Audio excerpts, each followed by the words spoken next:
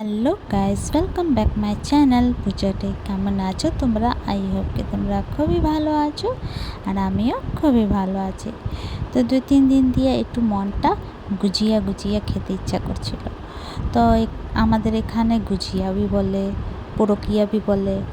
তো তোমাদের এখানে কি বলে একটু কমেন্ট করে জানিও। তো এটি চলে গেলাম একটু রান্নাঘরে। তো এই যে একটু ময়দা নিয়ে নিলাম, ময়দার মধ্যে দিয়ে দেবো ময়াম আর এই 1 ফুটটা নুন দেবো, বেশি দেবো না।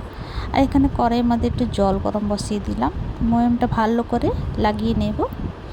তো জলটা সুষুম গরম হলে ওই সুষুম গরমটা জল দিয়ে মেখে নেব। তো এখানে দেখো ময়ামটা লেগে গেছে সুন্দর। এই যে জলটা গরম হয়ে গেছে, এইবার আমি এই গরম জলটা দিয়ে আটাটা মেখে নেব। তো বেশি ঢিলা মাখবো না, একটুখানি টাইট। তো চলো মেখে আসছি। তো এখানে আটা রেডি, এই তো এবার ঢেকে রেখে দেবো 10-15 মিনিটের জন্য। তারপরে কড়াইয়ের মধ্যে 1 ফুটটা তেল দিয়ে এই যে কিছুটা কাজু আর কিছুটা পিস্তা বাদাম একটু ফ্রাই করে নেব। একটু ফ্রাই হয়ে গেলে এবার তুলে নেব। এই যে ফ্রাই হয়ে গেছে, তুলে নিলাম।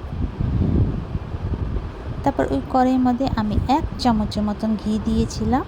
তারপরে এই যে সুজিটা দিয়ে দেবো।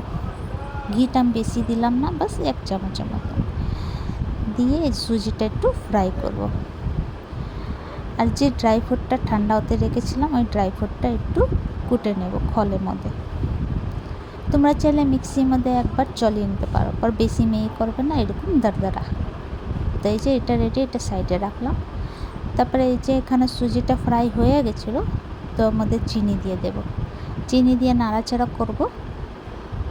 তারপরে দেব 1 চামচের মতন গুঁড়ো দুধ পাউডার দিয়ে ভালো করে একটু ফ্রাই করে নেব সুজিটাকে। তারপরে এই যে ফ্রাই হয়ে গেছিলো, তারপরে ড্রাই ফ্রুটগুলোই দিয়ে দিলাম। কিছুটা কিশমিশে দিয়ে দিব। তো কিশমিশটা আমি ফ্রাই করিয়ে নিই, আমি এমনি দিয়েছি।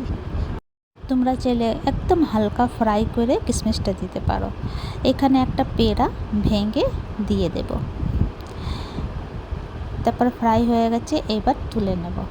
ঠান্ডা হতে রেখেছিলাম, 5-10 মিনিট পরে আবার আসলাম। তো হাত দিয়ে এটাকে মিক্স করব ভালো করে।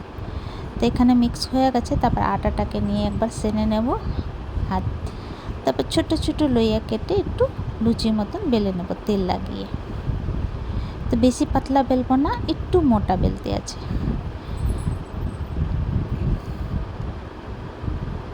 তোমরা যদি এই গুজিয়া পরবতেবারে যদি বানাও, তবে নুনটা দিও না, যেমনি দেখিয়েছি সেম এমনি বানিও, বাস নুনটা দিও না। আমি একটু নুন দিলাম একটু টেস্টের জন্য।